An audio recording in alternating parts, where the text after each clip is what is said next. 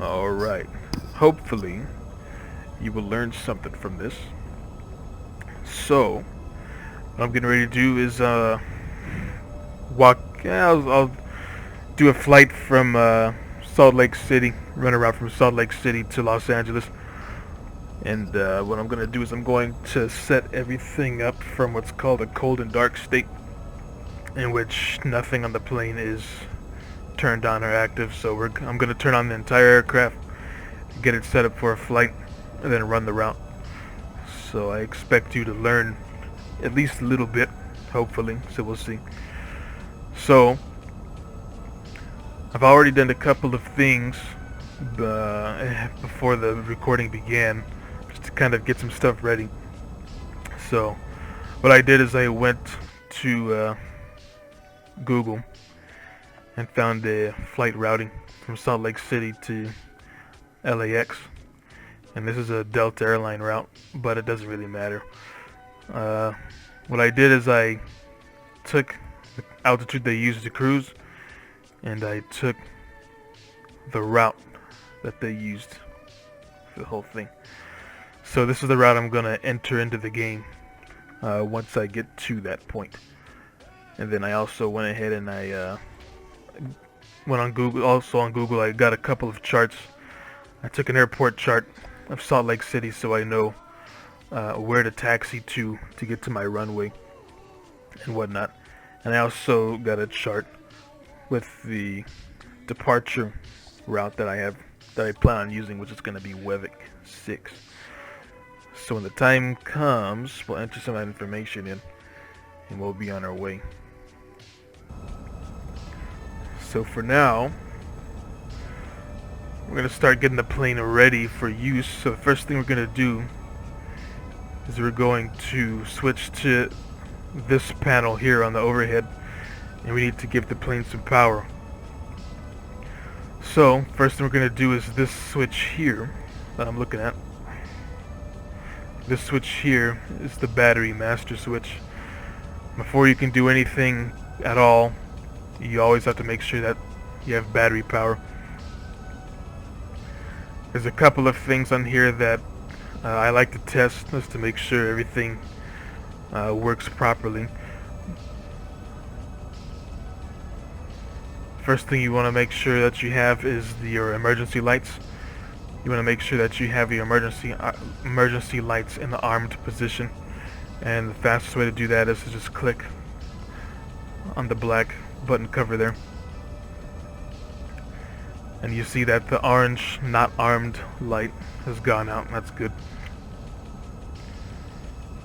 Next thing that we want to make sure we have is going to be going to go back a section here.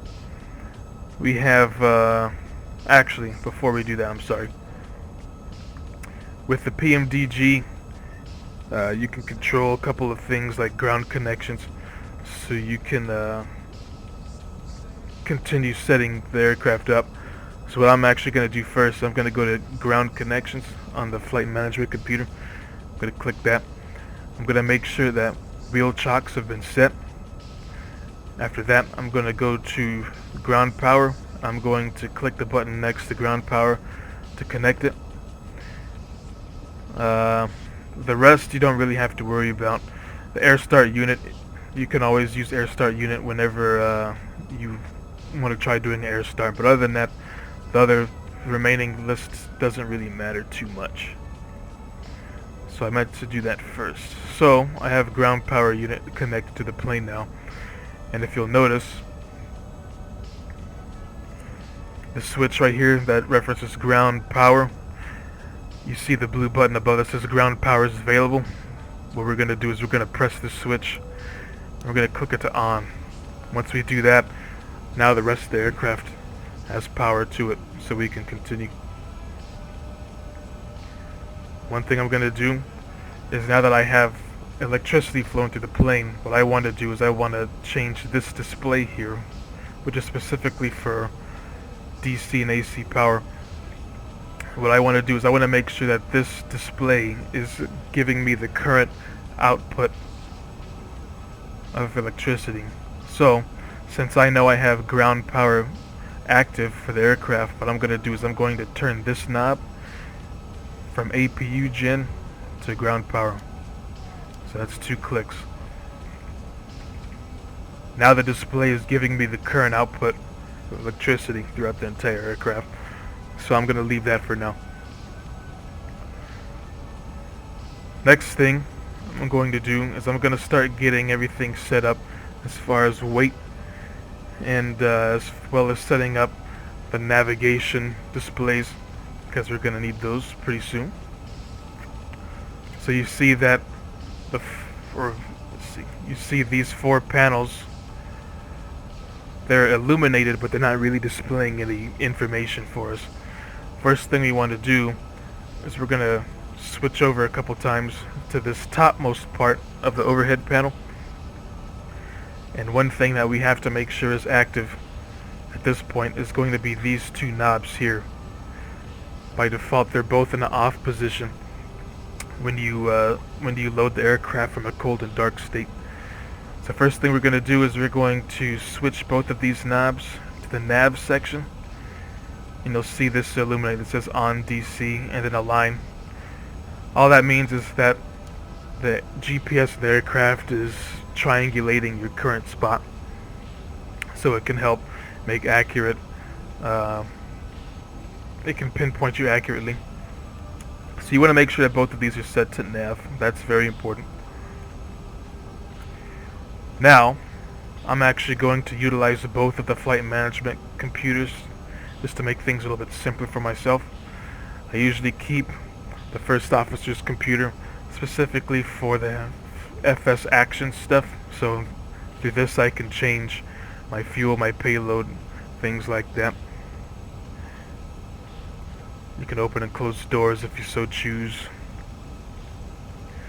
So first thing I'm going to do is see here on the flight management computer, once I've activated these 2 knobs and turned them to nav, even though the plane is triangulating my current spot, it still needs a little bit of information in order to finalize its startup. So what I'm going to do is I'm going to look at my flight management computer. Notice how it says enter IRS position. I'm going to do that right now. So I'm going to clear those messages. I'm going to go back to the main menu and I'm going to go to FMC and I'm going to click on that.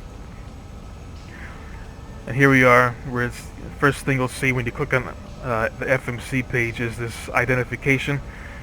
Usually this stuff is already pre-populated. What it does is it tells you the current model of aircraft you're using, as well as your current AIRAC cycle, which is 1710, and when that became active. Or, I'm sorry, the range for which that's supposed to be active. So none of this information is really that important to us. We don't have to change anything. Next thing I'm going to do is I'm going to click this button here for where it says position initialize. We're going to click on that. And here we see position initialize page number 1. You only really need to worry about the first page. First thing you want to do or look at is this first section here where this is reference airport. So really what that means is it just wants you to enter the airport you are currently at. In my case it's Salt Lake City, which is KSLC. I'm going to punch that in there. That pops up Salt Lake City Airport and the coordinates for the airport. So we have the reference airport. Now what we want to do is we want to put the coordinates for our reference airport and input that to where it says set IRS position. So all we're going to do is we're going to click the button to the right of our airport coordinates, like that. It's going to pop up down here. And now what we're going to do is we're going to click the button right next to where it says set IRS position. Set IRS position. And what that's going to do is that's going to take this number here and pop it into those boxes right there. You notice as soon as I did that, now everything is popped up. We have a artificial horizon, our altimeter and stuff is there on both sides. Once this page is done, we can actually move on to the next. It's going to be our route page. So it knows that we're at Salt Lake City. If when you go to the route page nothing is populated down here, all you have to do is just type in the airport from which you're going to start. So in this case it's KSLC. So since it's already down here, what I'm going to do is I'm going to click the button to the left right next to where it says origin. And that pops up KSLC on here, and it also popped up KSLC on the monitor here. Next, I have to enter in what my destination airport's going to be. In this case, it's going to be KLAX. I'm going to enter that there. So now that information is in there, just for fun, I'll enter in a flight number, which is going to be Delta Airline, or DAL, 1455, with some made-up flight number.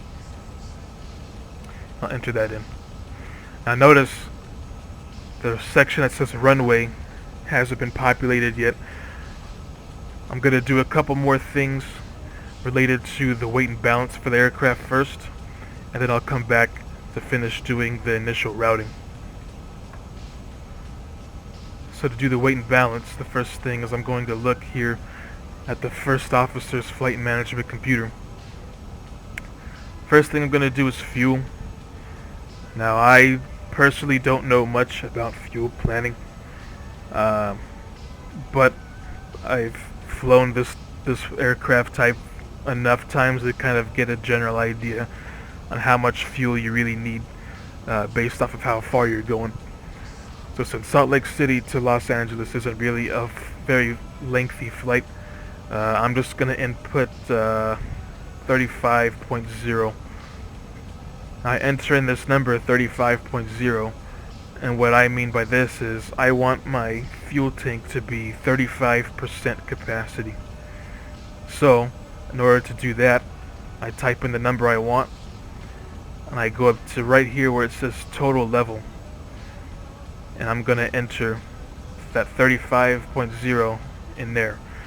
So what that does, that alters everything related to fuel, as well as updating the current center of gravity and your maximum takeoff weight. So that's done. I'm done with that. Next, I'm going to press return. Now I'm going to go to where it says payload. Click on payload, and from here I can just enter in the number of passengers that I want to have, as well as the amount of cargo that I would like to have on board. So for this, I'll put that there's 12 being the maximum capacity for first class. I'm going to input that there's 12 current passengers in first class. I'm going to type in the number I want. I'm going to press the button right next to first class, and that's going to update to say that I have 12 out of 12 for first class. Next, for coach, the maximum capacity for coach is 150. What I'm going to enter in is I'll enter in 134 to say that I have 134 people in the coach. So I'm going to press the button right next to where it says coach class. Now that updates the number. Next, I want to enter in my cargo. Now, one thing you'll start to understand the more you use this is that you need to kind of keep watch on your center of gravity. What'll happen is if your center of gravity is outside of your aircraft's limits, it's going to pop up your center of gravity in yellow. And anytime you see that, that means you have to kind of play with your numbers and alter them a little bit to get them back within range. Generally anything between maybe 17 and 25 is a pretty decent range. You'll never really have too many problems with that. So what I'm going to do is I'm going to alter the cargo count. What I'm going to do is I'm going to say that there's 1,550 pounds of cargo in the forward cargo. Now I'm going to say that there's 2,380 pounds of cargo in the aft compartment. And all these numbers that I'm putting in, I'm just making up on the fly.